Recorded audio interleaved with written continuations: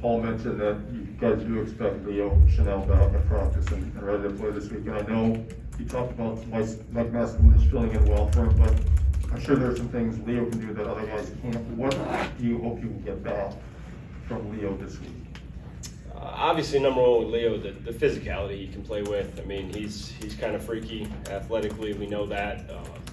He's an imposing guy playing that position.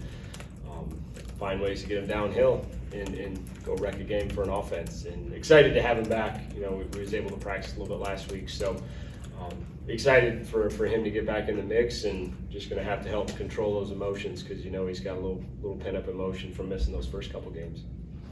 Jesse? Jim, what, if anything, is different about what Jack Coan's doing with Notre Dame through 3 games compared to when he was here? And also, what do you expect from him, knowing what you've known about him for so long?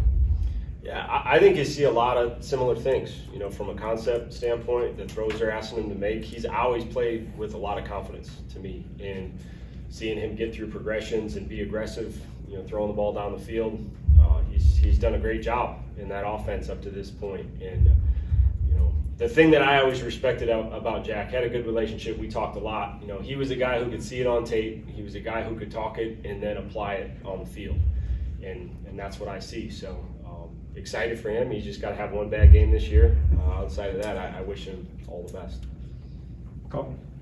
Jim, when you look at your defense, it's been really good at defending the pass over the middle, which is what a lot of teams with the RPO and other things are relying on in recent years. What do you think you guys do that really shuts down that area of the field?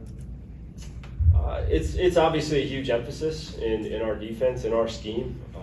Teams do a really good job of creating space in the middle of the field, and we try to do our best to limit that and not let them clear you out, right, with running backs or people to the flat, stuff like that. So in everything we do, you're trying to find ways to kind of condense that part of the field, you know, cloudy the vision up a little bit for the quarterback. And you know, a lot of that in my mind is being aggressive, right, and playing on your terms and your speed, right, making a team speed up. Sometimes they can't get all the way through some of those progressions that take a little bit more time to develop.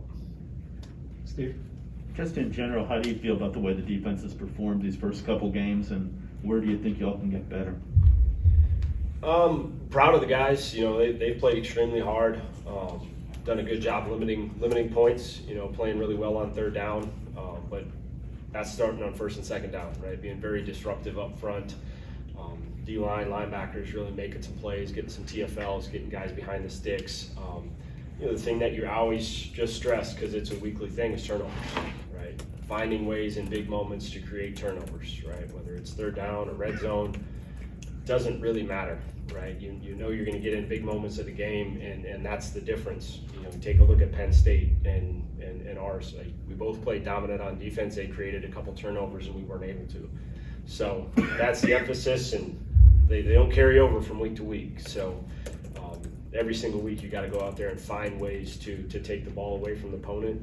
And the bigger the moment, the better it is to get those turnovers. Jackson? Following up on that question, your front seven so far, it seems, has played fairly well. Was there something schematically that you thought you could do differently with the group this year? Or is there anything in particular you can put your finger on that you think has been more effective this year? I think the biggest emphasis we had with that grouping was a little bit more attacking mentality.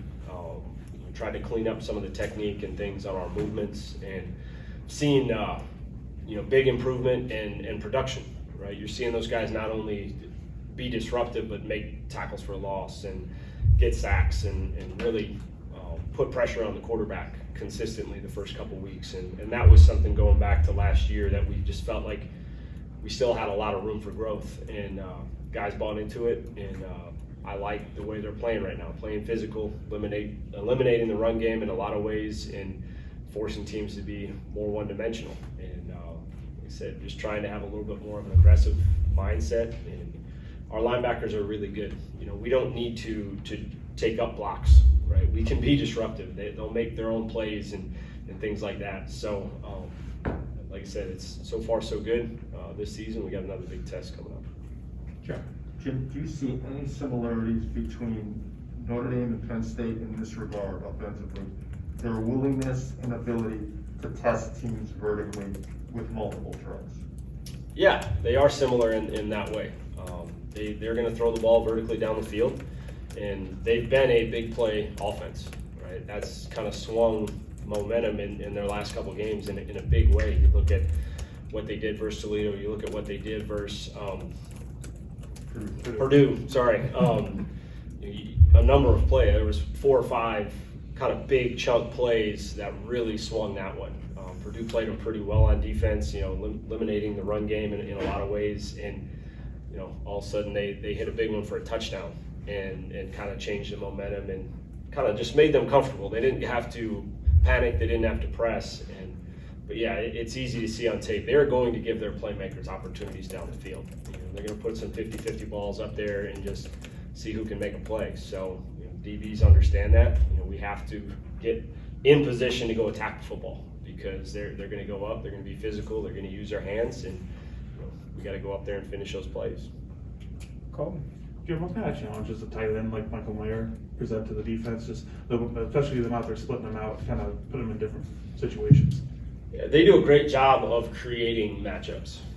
They move him all over the place. They try to get him free access off the ball because he's a guy that, when he starts to build up space or build up speed, and he can create some separation and obviously very physical at the point of attack and the top of his routes and things like that. So they do a great job. You have to identify him. They're going to move him. Like I said, they're going to put him in some positions that you don't traditionally see some of these tight ends, and big emphasis to get him targets, right, and get him off the ball. And love the way he plays when he has the ball in his hands. He's physical. He's trying to, yards after catch is a huge part of his game. So we got to be smart. We have to create matchups that we like on him as well, and we have to identify him when he's moving kind of in some of those underneath zones, because that's where he's really done a great job of kind of catch and run situations.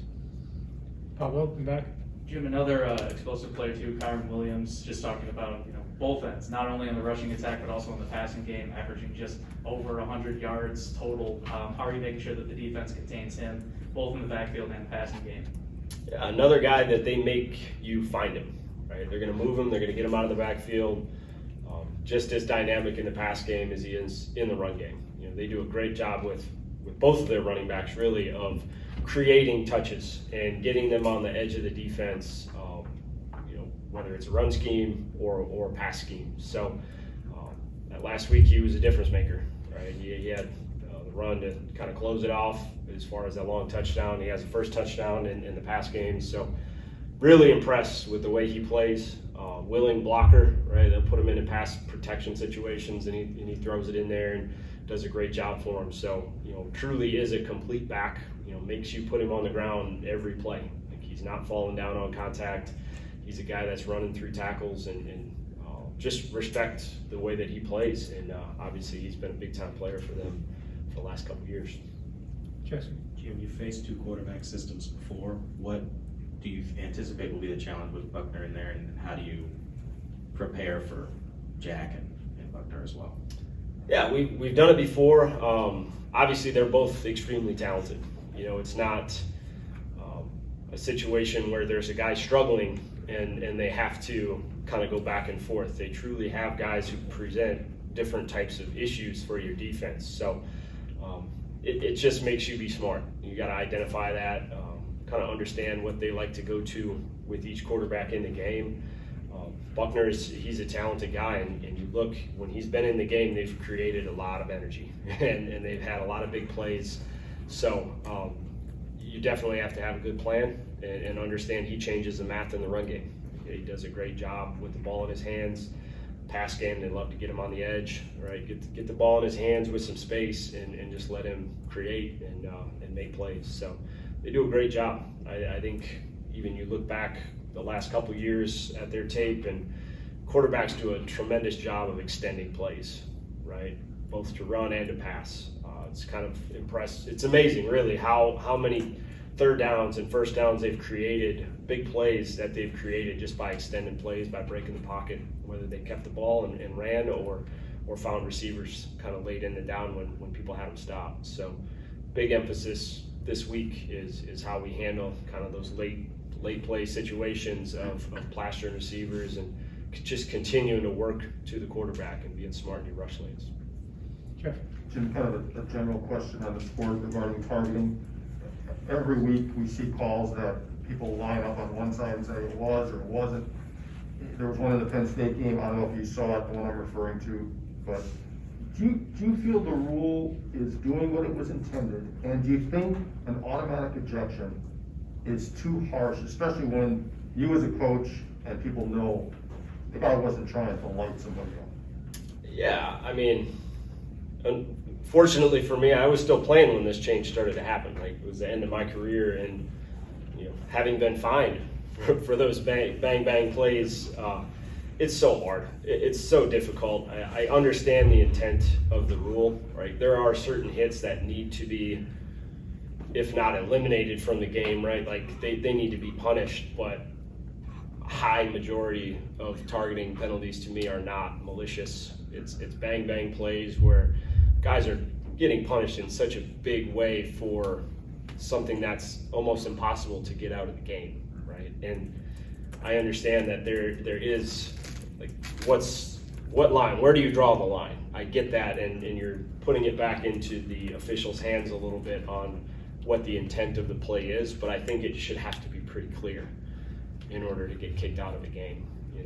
I don't make the rule. We just have to live by it, but it's hard to see guys get kicked out of games for really bang situations that you can tell like it's not a malicious thing, and in some cases it doesn't even seem like a foul at all, let alone getting kicked out of the game. So it's tough. It's part of what we have to deal with.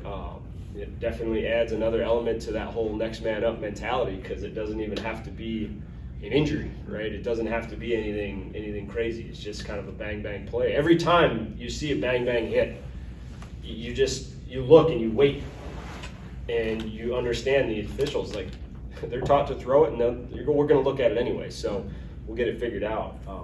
It's just, to me, I hate watching that as a defensive coach and just a fan of football. Any big play on the defensive side, any big hit, you're just waiting, because it seems to be the trend that it's going to come. We have time for two more for Coach. Pablo in the back. Jim, just talking about how big of a weekend this is for Wisconsin sports, of course, your game, and I'm sure, of course, you guys are focused